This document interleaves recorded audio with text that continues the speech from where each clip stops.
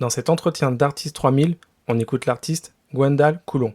Il parle de musique, d'improvisation, d'Instagram, et on commence en parlant du t-shirt de Kurt Cobain. C'est plutôt par rapport à Daniel Johnston. Parce que je l'ai su après, en fait. Enfin, j'avais oublié, moi, que Kurt Cobain avait porté ce t-shirt-là.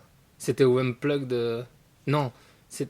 À quel moment c'était? Je sais plus l'image de Kurt Cobain. J'ai oublié, mais bref, non, non, non, non, c'est vraiment parce que j'adore la musique de Daniel Johnston en tant qu'auditeur. Et c'est ma copine qui me l'a offert, ce t-shirt.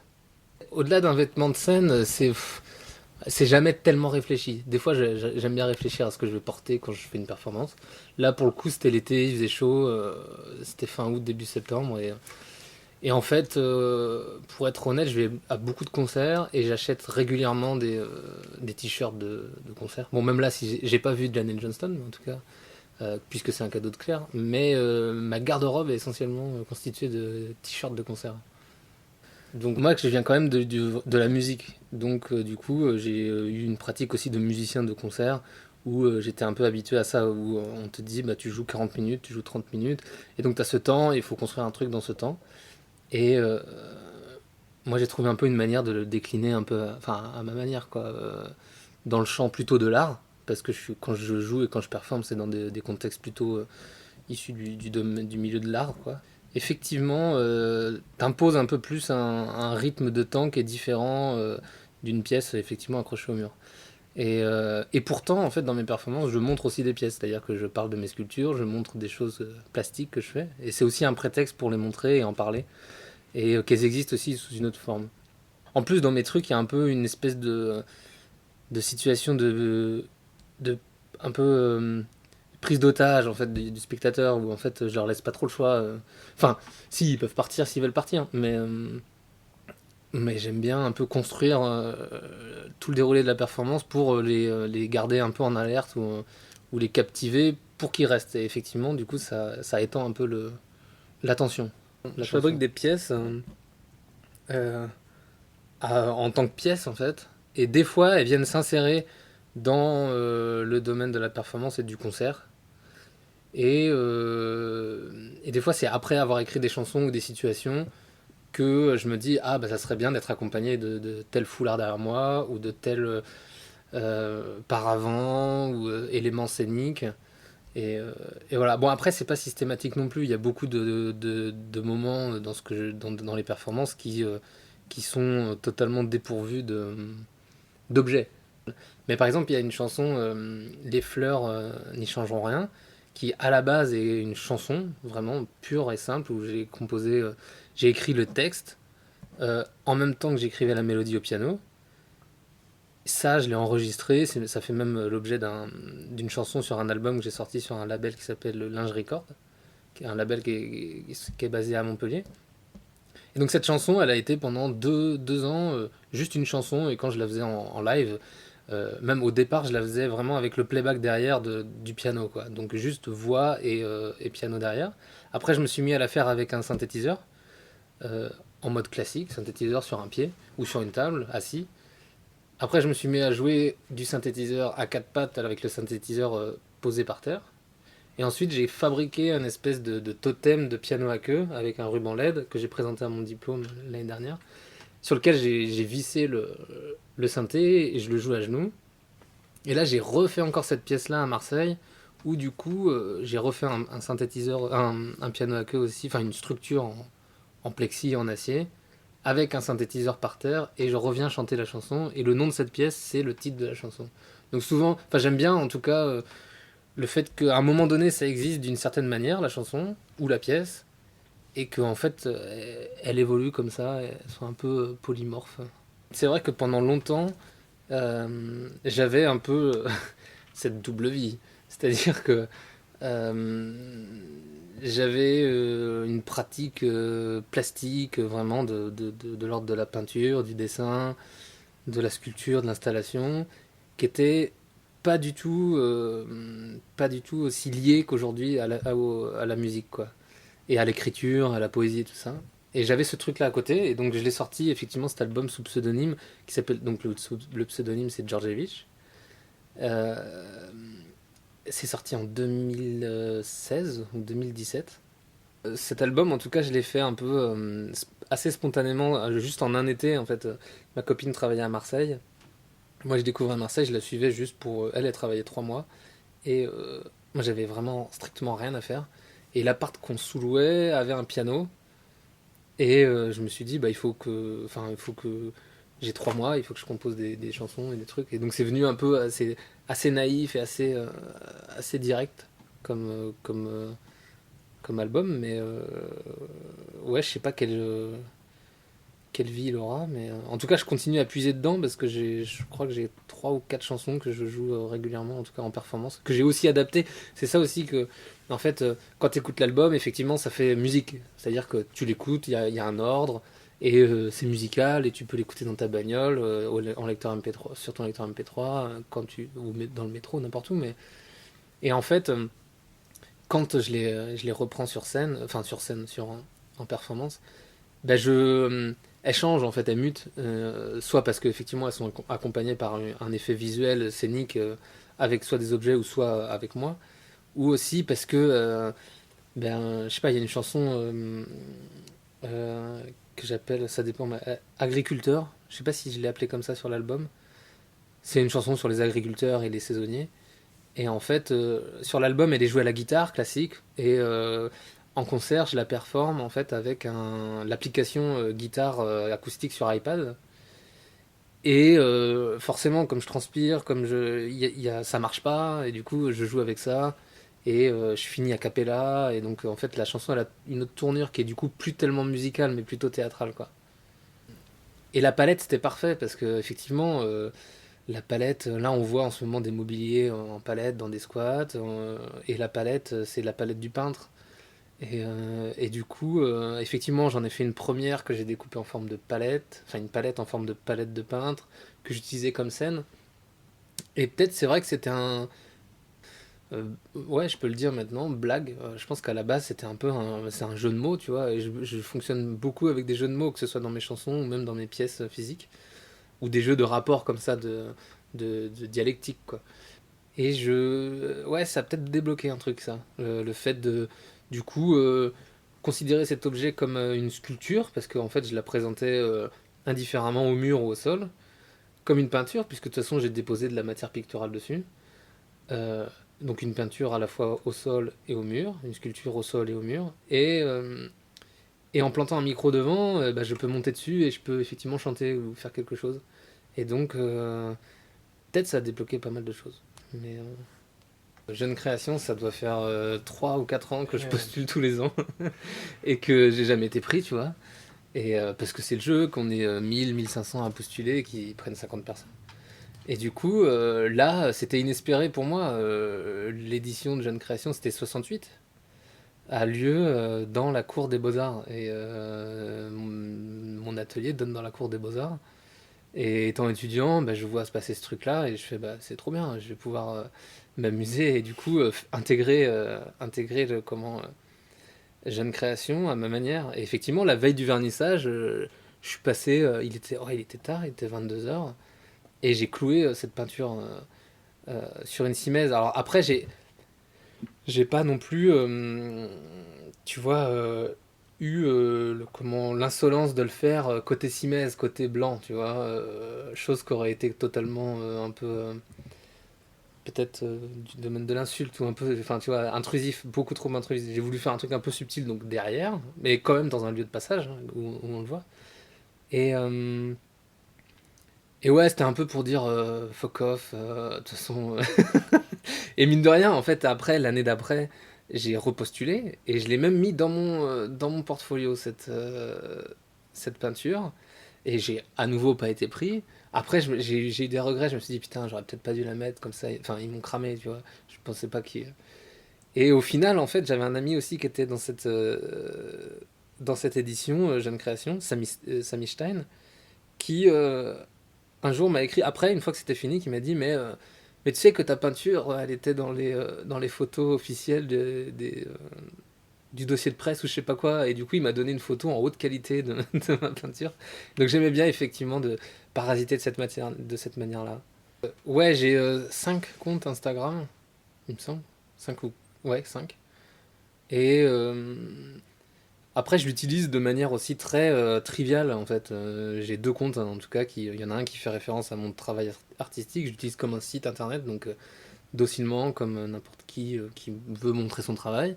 Après, j'ai un site, une page un peu plus perso, bah, qui est sur mon pseudonyme de musicien, Djordjevic, où là, je poste des photos un peu à la con, un peu comme un Instagrammeur ou une Instagrammeuse lambda, quoi, qui poste sa bouffe, qui poste un coucher de soleil, ce genre de trucs-là. Et après, effectivement, je me suis dit, enfin, je suis pas le premier, je suis pas le seul. De toute façon, il y a plein d'artistes qui font ça très très bien aussi, mine de rien. Je pense à Claude Kloski, par exemple. Et ouais, je me suis dit, bah, il y a quand même une matière, quoi. Il y a quelque chose aussi à faire. Et, euh, et du coup, j'ai trois comptes où je produis du contenu, mais qui est exclusivement réservé à Instagram et qui ne pourra jamais trouver d'existence ou de ouais, qui pourra jamais sortir de ce cadre-là. Le premier, ça serait Making Black Square, faire des carrés noirs. Ça, c'est parti un peu d'une idée à la con, où en fait, bah, Instagram, voilà, c'est tout le temps un peu, bon, bah, les photos c'est cliché, mais les photos de plage, les photos de vacances, les photos de bouffe, les photos de copains, de copines, les photos, voilà, voilà. Et je me suis dit, mais en fait, ça serait drôle d'avoir un compte où on poste tout le temps la même chose. Mais tout le temps la même chose, mais ça serait quand même tout le temps différent. Et c'était un moment où je faisais aussi des petites toiles de carré noir avec des yeux, celles que j'avais présentées à Jeune Création, enfin, présentées, que j'avais piratées, enfin, que j'avais présentées en pirate. Et je m'étais dit, bah voilà, et puis en plus, bon, bah je sais pas, c'est un courant qui m'a vachement intéressé, enfin tout ce qui est Malevich, etc. En fait, l'histoire de la peinture en général, ça m'intéresse beaucoup. Et je me suis dit, bah, je vais faire comme le fond, j'avais un logiciel de dessin, le fond était blanc, bah, je vais faire un carré noir à la main qui se remplit automatiquement. Et je vais en poster un tous les jours, ou tous les 2 jours, enfin, ou régulièrement, quoi. Mais en fait, à chaque fois, c'est le même geste, je pars d'en haut à gauche, je fais un carré, bam, je le poste, etc. Du coup, il y avait cette espèce de forme qui était un carré mais sans lettres, mine de rien. Et après, ça a muté où c'est devenu un prétexte pour faire des peintures, mais des peintures digitales. Et tout le temps à mettre en scène ce carré noir, soit en relation avec des citations d'expos que j'avais vues ou que j'allais faire ou que j'allais voir de d'autres artistes, ou alors soit aussi recomposer des choses. Enfin, en tout cas, c'est un truc de décliner cette forme accompagnée de d'autres formes. Et ça continue, enfin j'en fais régulièrement. Euh, et c'est devenu un compte vraiment, je sais pas, quand je m'y mets,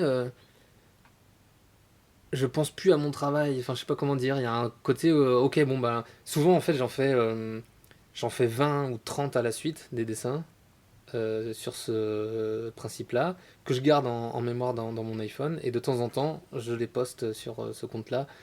Et, euh, et souvent c'est lié à des contextes aussi, mine de rien. Enfin des fois je suis à un endroit, à un contexte, dans un certain contexte, et j'en fais un. Donc ça c'était pour Making Black Square. Après j'ai un autre truc qui s'appelle Extramural Exhibition, où ça c'est un peu plus, je l'alimente un peu moins.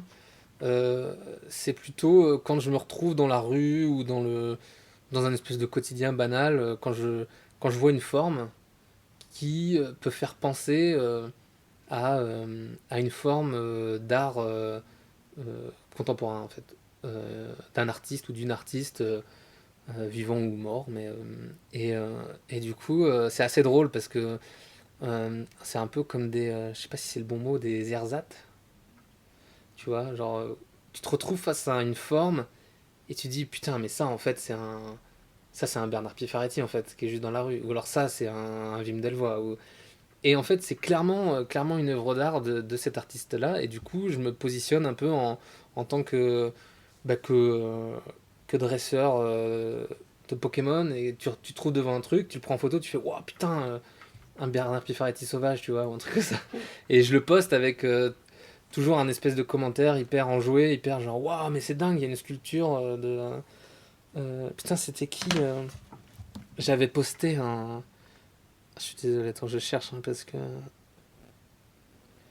Mes parents habitaient, parce qu'ils ont déménagé il y a 2 ans, mais ils habitaient à Cesson-Sévigné, une petite ville à côté de Rennes. Alors attends. Et à côté de chez eux, on est vraiment une ville dortoir, tu vois, un lotissement un peu tout tranquille, quoi. Et il y a une pharmacie, et devant la pharmacie, il y a un chien comme ça, tu vois, un chien rouge, énorme. Et je le prends, et je lui fais Wow, Xavier Veillant, just in front of the drugstore, check it out, it's in Cesson-Sévigné, Brittany. Et je mets le hashtag Xavier Veillant, sculpture, dog, red, parce que c'est un gros chien rouge. Et il y a Xavier Veillant qui commente la photo, qui me dit Hello, this is not Xavier Veillant, avec un petit clin d'œil. Et je lui dis Bah oui, oui, oui, je sais bien, mais c'est le principe un peu du conte. Ou alors quand le métro était en travaux et qu'il avait l'air d'être impacté comme un Christo, bah, j'ai dit Waouh, il y a un Christo à Barbès. Alors que voilà, on verra jamais de Christo à Barbès. Enfin, je sais pas, peut-être qu'on verra un Christo à Barbès, mais. Et alors après, un autre compte que j'ai, c'est. Alors celui-là aussi, ça fait un moment que je l'ai pas alimenté, mais ça s'appelle Roy Rove. Je vais peut-être le renommer celui-là. C'est un artiste fictif qui habite à New York et qui fait de la peinture. En fait, c'est des photomontages. C'est de la peinture sur Photoshop quoi, que je remets à la place de d'autres peintures dans des espaces d'exposition un peu grandioses. Quoi. Des white cubes énormes. Et là, c'est un peu ce que j'oserais pas faire en vrai. Le genre de peinture, ça serait mon rêve de le faire. Mais je me donne pas les moyens ou j'ose pas. Et du coup, je préfère le faire sous pseudonyme sur Photoshop et les faire exister comme ça. Puisqu'en fait, de toute façon, Instagram, c'est ça. Euh, les choses qui existent sur Instagram sont censées exister dans la réalité. Et du coup, ben moi, c'est une manière aussi de créer, de faire de l'art. Et, euh, et voilà, c'est une manière de rendre réel aussi cet artiste-là. Alors c'est drôle, hein, on m'envoie des messages, on m'a demandé un portfolio. Du coup, j'ai dû faire un portfolio dans la nuit où je me suis inventé des études, des expos, des noms qui n'existent pas. J'invente des noms de galeries, j'invente des noms de centres d'art un peu partout. Mais voilà. Effectivement, tu parlais de parasiter ou de pirater. C'est une manière de pirater, mais aussi c'est une manière de faire les choses vraiment aussi pour moi et de me donner une, un objectif ou alors une occasion aussi de faire les choses. Non pas que je serais pas capable de les faire par moi-même, mais que en tout cas, c'est des choses que je ferais peut-être pas à mon compte, mais que je mets sur le compte d'autres choses. Quoi. Et Instagram se prête vachement bien à ce genre de pratique parce que tu peux faire ce que tu veux sur Instagram. Le jour J des poèmes dans les néons. C'est vrai que, je sais pas, un peu comme des décisions en musique, des fois, euh, alors je vais partir un peu loin pour revenir au néon et au poème, mais enfin, tu parles du jour J, mais ça me fait penser à l'instant T en musique, tu vois, ou quand moi je viens aussi un peu de la scène jazz, j'ai participé à beaucoup de buffs, à beaucoup de groupes de jazz sur Rennes. Et t'as ce truc dans le jazz où t'improvises, tu vois. Et t'improvises, et en fait, d'un morceau à l'autre, d'une soirée à l'autre, enfin, tu peux t'épanouir totalement et te faire des solos de malade et être dans une espèce de transe incroyable et où tu te dis, j'ai jamais aussi bien joué. Et tu le sens, tu vois, c'est à ce moment-là. Parce que t'as fait telle note avant telle note, etc. Mais tu l'as oublié aussitôt, tu vois, mais tu le sens au moment où ça se passe. Et des fois, pas du tout, tu vois. Des fois, en fait, t'essaies des trucs et en fait, ça rate. Et en fait, peut-être, je sais pas, ce jour J, honnêtement, ça a eu lieu la veille du vernissage de cette expo où je les présentais. C'était rue des Martyrs à Paris, sur une invitation de Yue Yuan. Et en fait, j'avais cette image de néon en polystyrène et je voulais trouver le moyen de faire le tube. Mais pas en polystyrène justement, pour pas que ça soit une sculpture en polystyrène. Et je m'étais dit, ben, je vais mettre un rhodoïde transparent et ça fera l'affaire quoi. Et donc jusqu'à la veille du vernissage, c'était ça en fait mon idée, c'était ça que j'avais parlé avec Yue. Et en fait dans la nuit, en fait je suis en parallèle et je suis toujours en train d'écrire ça, mais j'écris un recueil de poèmes. Et je m'étais dit mais ces poèmes, ça fait des mois que je les lis, que je les relis, que je les réécris et peut-être ils verront jamais le jour en fait. Et je me suis dit quand tu as une sculpture au mur ou quand tu as une peinture, euh, tu as, plusieurs manières d'agir en tant que spectateur, tu vois. Souvent tu te rapproches, tu t'éloignes, tu fais le tour, etc.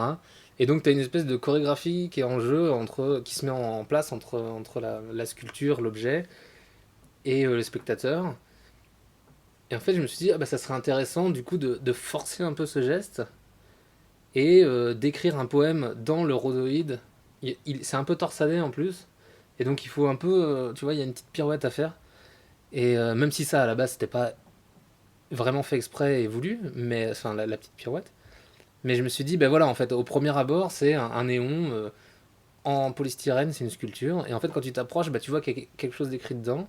Et c'était une manière pour moi aussi de glisser en douce ces poèmes que je suis en train d'écrire. Et une manière de les rendre publics, tu vois. Moi, ça fait un moment que je les travaille tout seul dans mon coin. J'ai jamais fait lire à personne. Même ma copine, elle les a jamais lus.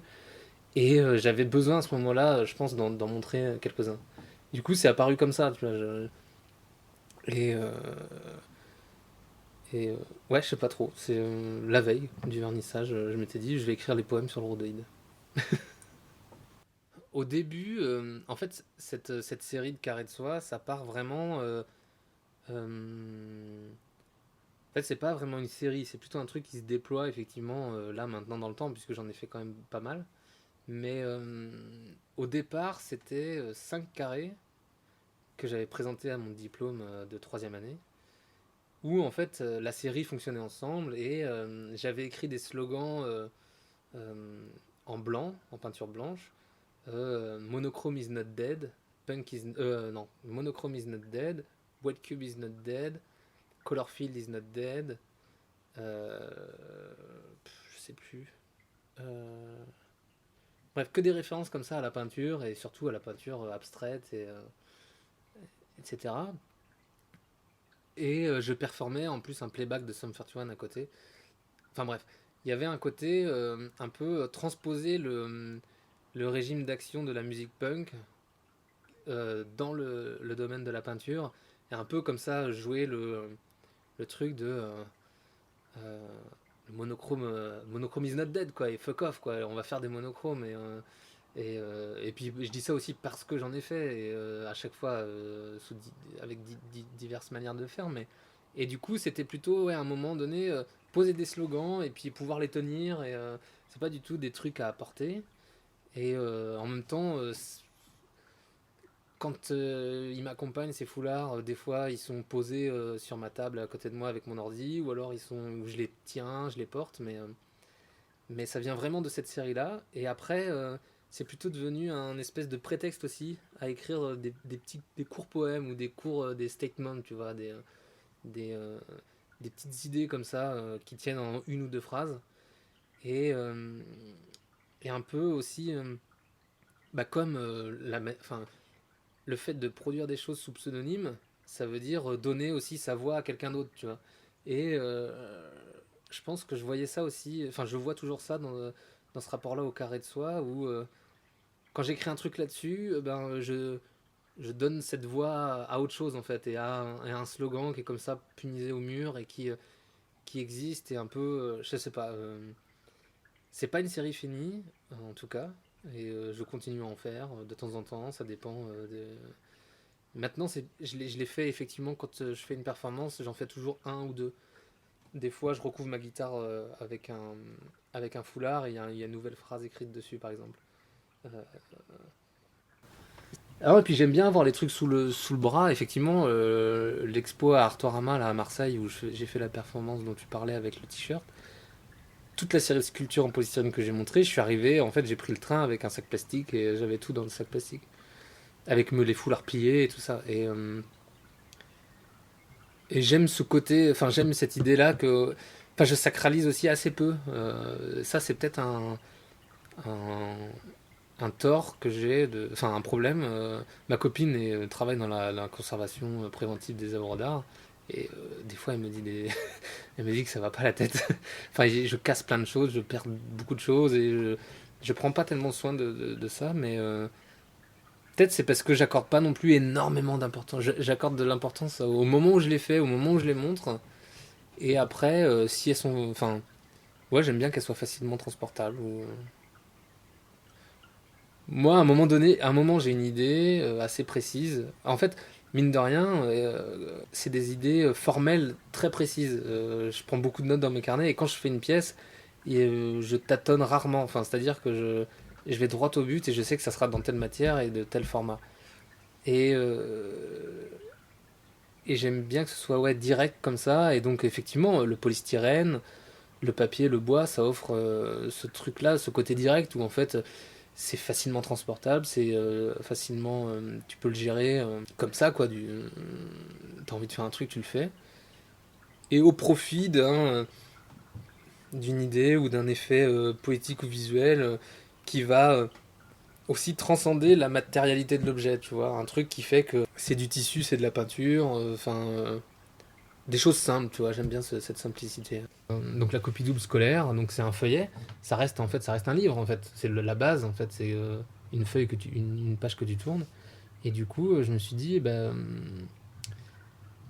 on pourrait inviter des gens à faire ça, des artistes, des dessinateurs, des dessinatrices, des musiciens, des peintres, des sculpteurs, n'importe quoi, enfin, enfin, leur proposer une carte blanche pour éditer, pour faire quelque chose sur une copie double.